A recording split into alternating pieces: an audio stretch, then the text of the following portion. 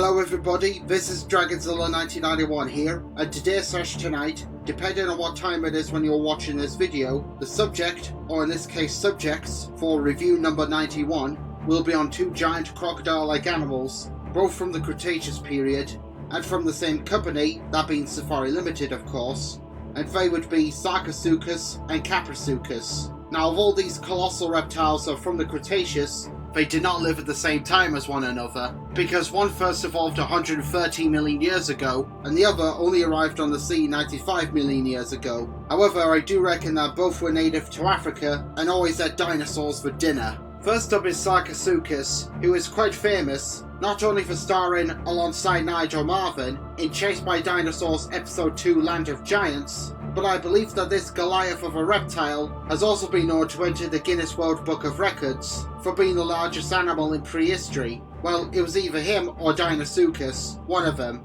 Now, this model was originally announced in late 2019 and was first released in early 2020, so he arrived on time for the global pandemic. And like all the other figures that were released during that time, he's in a calm, natural pose and shown in a walking stride.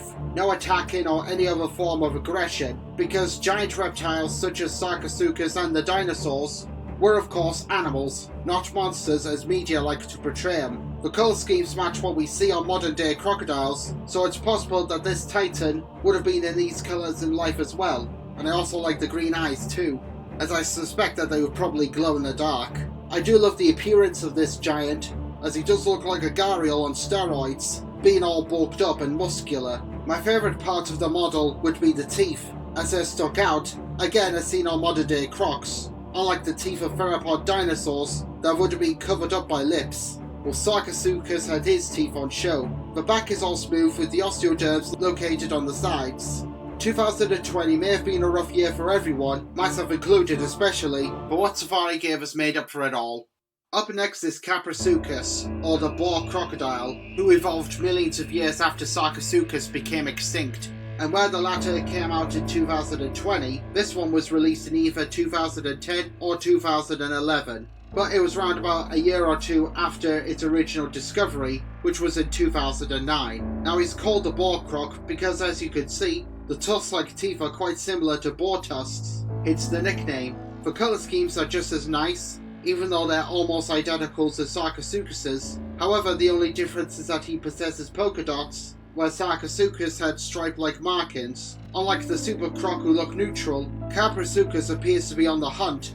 Perhaps he is chasing a small dinosaur, because despite being a crocodilian-like animal, he could actually come onto dry land. My favourite part of the reptile would be the head, not just in the tusk-like teeth that look awesome. The left tusk on mine is unfortunately bent. It was like that when I bought it, back in mid-2014 by the way, but also the bump-like formation around the crown. I don't know what they're called, but they really do make the animal look very unique. And I also like the mouth too, as it goes all the way to the back of the throat. They didn't have to include this feature, but it only helps to add more life to the figure. Safari has truly captured the boar croc's likeness extremely well, and shows what this crocodilian would have looked like in life, unlike the Papo model, which looks too much like an actual crocodile. And I'll definitely take Safari's Kaprosuchus over Primeval's interpretation, because that one really does look like a crocodile-boar hybrid. Absolutely nothing like the real animal.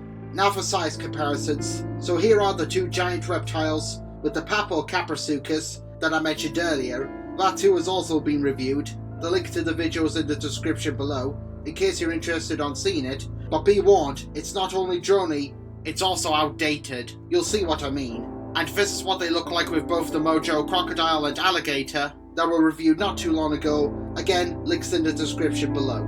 So what are my final thoughts on the Safari Limited Sarcosuchus and Kaprosuchus? Yes, they're both truly fantastic models and highly recommendable, especially if you love crocodiles that are either extinct or extant.